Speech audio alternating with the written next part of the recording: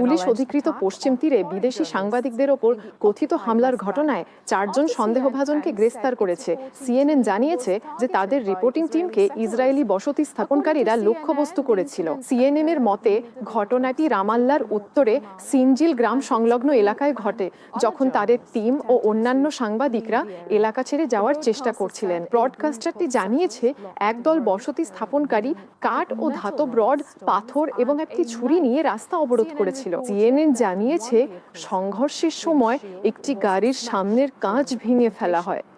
Police জানিয়েছে সামরিক বাহিনী সাংবাদিকদের নিরাপদে পথ পার করিয়ে দেওয়ার পর 4 জন সন্দেহভাজনকে আটক এবং পরে গ্রেপ্তার করা হয়। পুলিশ আরও জানিয়েছে সন্দেহভাজনের গাড়ি থেকে লাঠি ও ছুরি উদ্ধার করা হয়েছে। পুলিশ জানিয়েছে তারা সাংবাদিকরা পেশাগত দায়িত্ব পালনকালে তাদের উপর যে কোনো ধরনের সহিংসতাকে সর্বোচ্চ গুরুত্বের সঙ্গে বিবেচনা করে।